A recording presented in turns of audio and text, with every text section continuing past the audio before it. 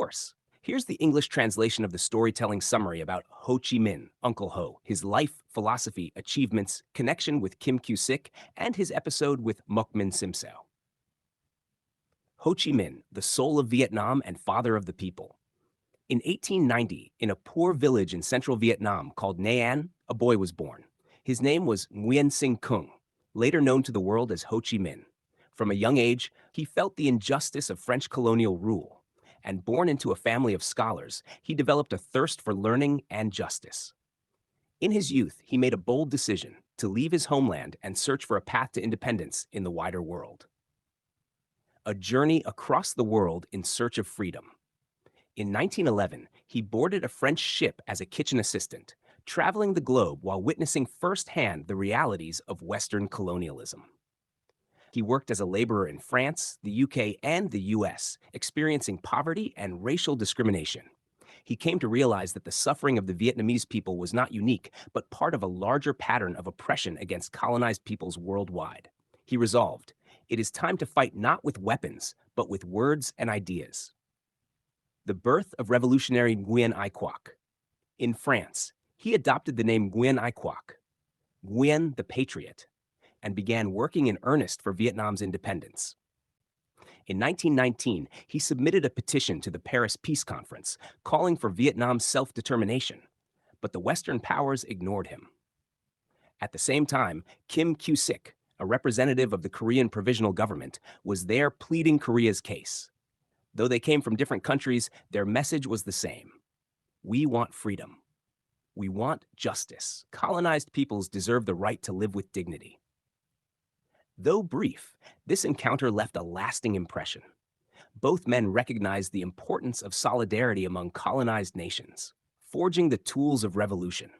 In 1920, Ho Chi Minh joined the French Communist Party and later trained in revolutionary theory in Moscow. In 1930, he founded the Indochinese Communist Party and soon became the central figure of Vietnam's independence movement. But he wasn't just a theorist. He was a teacher, a journalist, a guerrilla leader, a revolutionary who lived among the people. Uncle Ho wins the people's heart after World War II. Ho Chi Minh led the Viet Minh, a resistance group, to expel both Japanese and French forces from Vietnam. In 1945, in a historic speech in Hanoi, he declared the independence of the Democratic Republic of Vietnam. Open quote, all men are created equal.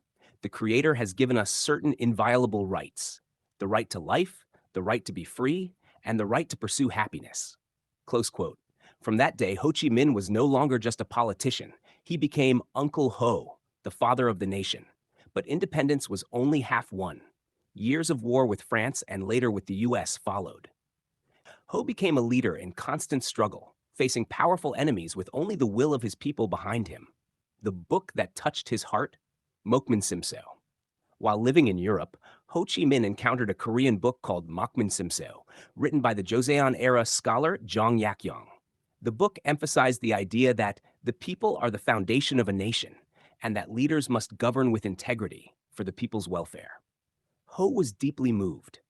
This, he said, is true politics.